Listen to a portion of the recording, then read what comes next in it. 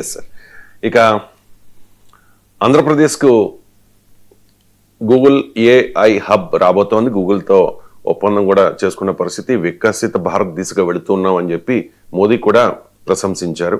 కూటమి నేతలంతా కూడా ఇదొక గొప్ప అచీవ్మెంట్గా చెప్పుకుంటూ ఉన్నారు. గొప్ప అచీవ్మెంటే. ఆంధ్రప్రదేశ్ పెట్టుబడుల చరిత్రలో ఇది సరికొత్త అధ్యాయం. కానీ నేను ఒక 2-3 రోజులుగా అబ్జర్వ్ చేస్తున్నాను సార్, ఈ గూగుల్తో ఒప్పందం కుదిరిన ఆ నెక్స్ట్ డే చాలా పత్రికల్లో పతాక శీర్షికన బ్యానర్ ఐటమ్స్ వచ్చాయి. కానీ సాక్షిలో నేను చిన్న వార్త కూడా గమనించలేదు సార్. అండ్ జగన్మోహన్ రెడ్డి ఇప్పటి వరకు స్పందించలేదు, స్వాగతించను లేదు. గుడివాడ అమర్నాథ్ మాత్రం మాట్లాడారు, ఇది ఒక చంద్రబాబు నాయుడు అండ్ లోకేష్ల మార్కెటింగ్ వ్యవహారం, ఇదంతా పెద్ద ఉపయోగం ఉండదు అన్నట్టుగా ఆయన విమర్శలు చేశారు. కానీ అధిష్టానం అంటే జగన్ మాత్రం మాట్లాడలా. ఇవాళ సాక్షిలో ఒక న్యూస్ వచ్చింది సార్, అది ఒకసారి చెప్తాను. ఈ గూగుల్ ఆంధ్రప్రదేశ్కి రావడం మీద కర్ణాటక ఐటీ మంత్రి ప్రియాంక్ స్పందనను వీళ్ళు హైలైట్ చేస్తున్నారు. ఫుల్ స్క్రీన్ చూపించండి. ఏపీలా చేస్తే రాష్ట్రం సర్వనాశనం అవుతుంది. ఆంధ్రప్రదేశ్ ఏకంగా 22,000 కోట్ల ప్రోత్సాహకాలు ఇచ్చింది. ఇవి కాకుండా భూమి, నీళ్ల టారిఫ్లలో 25% డిస్కౌంట్, 100% ఉచితంగా ట్రాన్స్మిషన్. అందుకే అక్కడ పెట్టుబడులకు ముందుకొచ్చింది గూగుల్. మేము ఇలా చేస్తే మా రాష్ట్రంలో అంటే కర్ణాటకలో చేస్తే ప్రతిపక్షాలు మమ్మల్ని క్వశ్చన్ చేస్తాయి, అక్కడ ఎవరు క్వశ్చన్ చేయట్లేదు అన్నట్టుగా. అంటే ఇన్ని రాయితీలు, ఇన్ని ప్రోత్సాహకాలు ఇచ్చారు కాబట్టే వచ్చింది, ఇది పెద్ద విషయం ఏమీ కాదు అన్నట్టుగా కర్ణాటక మంత్రి అన్న విషయాన్ని వీళ్ళు హైలైట్ చేస్తూ ఉన్నారు. వీళ్ళు in the sense Sakshi highlight చేస్తోంది. సో ఏపీలో గూగుల్ ఏఐ హబ్ వస్తే ఎందుకు సార్ వైఎస్ఆర్ కాంగ్రెస్ పార్టీలో కంగారు? మీరు చెప్పిన దానికి అదనంగా సాక్షి టీవీలో కూడా డిబేట్లు చూస్తే సేమ్ ఇదే గందరగోళం. ఒకవైపేమో డేటా సెంటర్ మా హయాంలోనే అదానీ డేటా సెంటర్ పెడతామని ముందుకొచ్చారు, అప్పుడు మమ్మల్ని విమర్శించారు. ఇప్పుడు 25,000 ఉద్యోగాలు ఇస్తామన్నారు అని వాళ్ళే అంటున్నారు. మళ్ళీ వెంటనే ఏమంటున్నారు, డేటా సెంటర్తో ఉద్యోగాలు వస్తాయి అంటున్నారు. అసలు అంటే వైసీపీ పెడితే డేటా సెంటర్లో 25,000 ఉద్యోగాలు వస్తాయి, కూటమి పెడితే రావా? నాకు అర్థం కాదు. డేటా సెంటర్లో వచ్చే ఉద్యోగాలు ఏ పార్టీ హయాంలో వచ్చినా ఒకే లెవెల్లో ఉంటాయి కదా. మీరు జాగ్రత్తగా గమనించండి. సాక్షి టీవీలో డిబేట్లు, మీరు వైసీపీ నేతల వ్యాఖ్యలు చూడండి. మా వైసీపీ హయాంలో అదానీ డేటా సెంటర్లో మేము 25,000 ఉద్యోగాలు ఇవ్వాలని మేము పెట్టాము. ఇప్పుడు ఏమంటున్నారు, డేటా సెంటర్తో ఉద్యోగాలు ఎక్కడ వస్తాయి అంటున్నారు. మరి ఎట్లా పెట్టారు మీరు కండిషన్? డేటా సెంటర్తో ఉద్యోగాలు వచ్చే అవకాశమే లేనప్పుడు 25,000 ఉద్యోగాలు ఇవ్వమంటే అదాని ఎక్కడి నుంచి ఇస్తాడు? మొదలు చెప్పండి, డేటా సెంటర్తో ఉద్యోగాలు వస్తాయా రావా? రావు అనుకుందాం. మరి మీరెందుకు అదాని డేటా సెంటర్ ప్రమోట్ చేశారు వైసీపీ హయాంలో? ఆన్సర్ లేదు. 2, డేటా సెంటర్ను స్వాగతిస్తున్నాం కానీ అంటారు. మరి స్వాగతించడానికి కానీలు ఏంటి? స్వాగతించినప్పుడు మీరు సూటిగా చెప్పండి, వస్తే మంచిదా కాదా? ఇప్పుడు జగన్మోహన్ రెడ్డి ప్రతిపక్ష నేత, మాజీ ముఖ్యమంత్రి, చంద్రబాబు నాయుడు ప్రభుత్వము తీసుకొచ్చింది, రాష్ట్రమంతా చర్చిస్తోంది, దేశమే చర్చిస్తోంది, రాష్ట్రం కాదు. కర్ణాటక, తమిళనాడులో దీని ప్రకంపనలు ఉన్నాయి, అర్థం చేసుకోగలం. ఎందుకంటే కర్ణాటకలో ఐటీ రంగంలో కర్ణాటక ఇది one of the top most state. అక్కడ ప్రతిపక్షాలు వాయిస్తున్నాయి, ఆంధ్రప్రదేశ్కి వెళ్ళింది గూగుల్ హబ్, మీరెందుకు తెచ్చుకోలేకపోయారు అని. తర్వాత తమిళనాడులో కూడా మొదలైంది, ఏడీఎంకే అటాక్ మొదలుపెట్టింది. సుందర్ పిచై తమిళియన్ అయినా మనకు రాలేదు, ఆంధ్రాకి వెళ్ళింది అని. సో అక్కడ ప్రత్యర్థుల వాదనలను తప్పించుకోవడానికి అక్కడ నాయకులు ఏదో మాట్లాడతారు, పక్కకు పెడదాం. So what is YS Jagan's position చెప్పాలి. ఇంత చర్చ జరుగుతుంటే సమస్య ఎక్కడ ఉంటుంది? ఇప్పుడు మోడీ కూడా మెచ్చుకుంటున్నాడు. మరి మోడీ మెచ్చుకునే దాన్ని జగన్ తిట్టగలడా? అందులో అదానీ ఉన్నాడు. అదానీ ఉన్నప్పుడు అసలు ఎవరేమైనా అనగలరా? ఇప్పుడు ఇందులో పార్ట్నర్ అదానీ. ప్రాబ్లం ఏంటంటే పార్ట్నర్ అదానీ, మోడీ దీన్ని ప్రమోట్ చేస్తున్నాడు. ఇప్పుడు జగన్ ఏమనాలి? ఎందుకంటే అదానీ ఉన్న దాని విషయంలో జగన్ అయినా చంద్రబాబు నాయుడు ఒకటే మాట్లాడతారు, మీరు గుర్తుపెట్టుకోండి. ఎందుకు? సోలార్ ఎనర్జీ కాంట్రాక్ట్లు వైఎస్ జగన్ ముఖ్యమంత్రిగా ఉన్న సమయంలో గౌతమ్ అదానీ కంపెనీకి ఇచ్చారు. దీనిపైన అమెరికాలో కేసు నడుస్తోంది.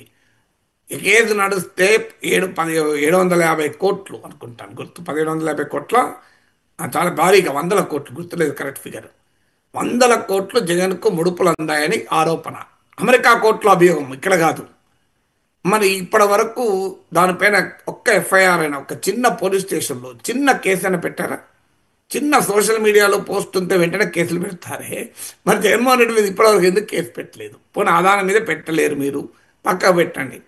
మరి ఆ కాంట్రాక్ట్ రద్దు చేస్తారా? రద్దు చేస్తే ఎక్కువ నష్టం అంటున్నాడు చంద్రబాబు నాయుడు. మరి మీరే కదా రద్దు చేయమని హైకోర్టుకి వెళ్ళింది, మీరే కదా ఎలక్ట్రిసిటీ రెగ్యులేటరీ కమిషన్కు ప్రస్తుత ఆర్థిక మంత్రి కేశవ్ వెళ్ళలేదా? అంటే మీరు ప్రతిపక్షంలో ఉంటే సోలార్ ఎనర్జీ కాంట్రాక్ట్ మంచివిగా రద్దు చేయాలి, మీరు అధికారంలోకి వస్తే రద్దు చేయకూడదు. అసలు ఏంటి లాజిక్? మరి ఎందుకు పోని రద్దు చేయరు? పక్క పెడతాం, రద్దు చేస్తే 3,000 కోట్లు కంపెన్సేషన్ ఇవ్వాల్సి ఉంటుంది, రాష్ట్రం నష్టం అనుకుందాం. మరి మీరు విచిత్రం ఏంటంటే మరి జగన్ పైన ఎందుకు కేసు పెట్టలేదు, అవినీతి కేసు? కారణం అదాని ఉన్నాడు. అదాని ఉన్నప్పుడు ఏమీ జరగదు, అది గుర్తుపెట్టుకోండి. అందుకే జగన్ ఇప్పటి వరకు మనం మాట్లాడలేదా? భవిష్యత్తులో మాట్లాడతారో తెలియదు. కాస్త ఆచితూచి మాట్లాడదాం, అదాని ఉన్నాడు, మోడీ ప్రమోట్ చేస్తున్నాడు. బట్ అసలు ఫండమెంటల్ పాయింట్, మీకు ఈ ప్రాజెక్ట్ రావడం మంచిదా చెడ్డదా ఒకటే చెప్పండి. రాష్ట్ర ప్రజలకు ఇది మంచిదా కాదా? ఇక దీనిపైన అనేక ప్రశ్నలు. 22,000 కోట్ల రాయితీలు ఇచ్చారు. రాయితీలు ఇవ్వడంలో రాయితీలు ఇవ్వకుండా ఏ పెట్టుబడిదారుడు వచ్చి కంపెనీలు పెట్టాడు, అది నిజం. రాయితీలు ఇవ్వడం రైటా రాంగా అనేది దట్ ఇస్ ఎకనామిక్ ఫిలాసఫీ. ఆ దశ దాటిపోయింది. 91 ఎకనామిక్ రిఫార్మ్ తర్వాత అన్ని పార్టీలు ఇవాళ రాయితీలు ఇచ్చి ఆహ్వానిస్తున్నాయి. బెంగాల్లో లెఫ్ట్ ఫ్రంట్ ప్రభుత్వం టాటాలకు రాయితీలు ఇవ్వలేదా? అక్కడ టాటాలకు సింగూరులో నానో కార్ ప్రాజెక్టుకి ఇవ్వలేదా? ఆ కార్ల ప్రాజెక్టు కన్నా ఈ గూగుల్ ఏ హబ్ చాలా గొప్పది కదా. మరి కమ్యూనిస్టులు ఇచ్చారు కదా క్యాపిటలిస్టులకు. టాటా బిల్లాలు అని చెప్పి కమ్యూనిస్టులు ఉపన్యాసాలు ఇస్తారు. మరి వాళ్ళు టాటాలకు ఇచ్చారు కదా సింగూరులో. ఇచ్చినందుకు తీవ్ర విమర్శలు ఎదుర్కోవాల్సి కూడా వచ్చింది. వాళ్ళు మమతా బెనర్జీ అప్పుడు వ్యతిరేకించింది. విచిత్రం ఏంటంటే అది తర్వాత గుజరాత్కి వెళ్ళిపోయింది Tata nano car project.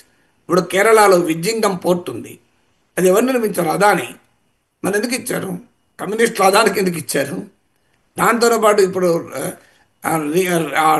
Ring rail project అని ఒకటి వస్తుంది, ప్రైవేట్ భాగస్వామ్యంతో పీపీపీతో వస్తుంది. మరి పీపీపీ ఎందుకు వస్తుంది? కేరళలో కమ్యూనిస్టుల ప్రభుత్వం కదా.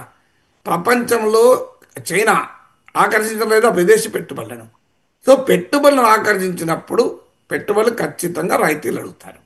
ఆ రాయితీలు రాంగ్ అని వైసీపీ అభిప్రాయం అయితే వాళ్ళ పొలిటికల్ స్టాండ్ చెప్పాలి. మా ఎకనామిక్ ఫిలాసఫీ ప్రకారం మేము ఫారిన్ డైరెక్ట్ ఇన్వెస్ట్మెంట్ను కానీ దేశీయ పెట్టుబడులను కానీ అంగీకరించము అని చెప్పండి. మరి జగన్మోహన్ రెడ్డి టైంలో ఎందుకు ఇన్వెస్ట్మెంట్ సమ్మిట్లు వైజాగ్ సమ్మిట్లు పెట్టారు? దావోస్ కూడా వెళ్ళారు కదా, ఒకసారి అయితే వెళ్ళారు. మీరు ఎందుకు పెట్టారు? మరి మీకు వాళ్ళు పెట్టినప్పుడు వాళ్ళు అడగలేదు, ఏం అడగలేదు. మీకు రాయితీలు లేకుండా వాళ్ళు పరిశ్రమలు పెడతామని అన్నారా? మీరే చెప్తున్నారు కదా మీ హయాంలోనే పరిశ్రమలు పెట్టా ప్రోత్సహించామని. సో ఇప్పుడు మాత్రం ఇస్తే తప్పు అంటున్నారు. ఏదో ఒకటి స్టాండ్ చెప్పాలి.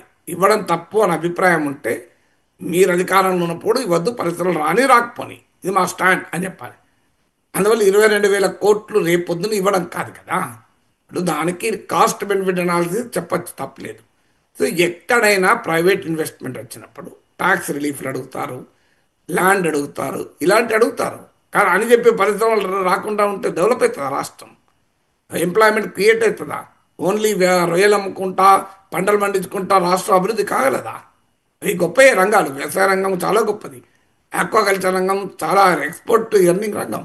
కానీ ఎక్కడైనా ఇండస్ట్రీ సర్వీసెస్ సెక్టర్ డెవలప్ కాకుండా ఆధునిక ఎకానమీ నిర్మించగలమా?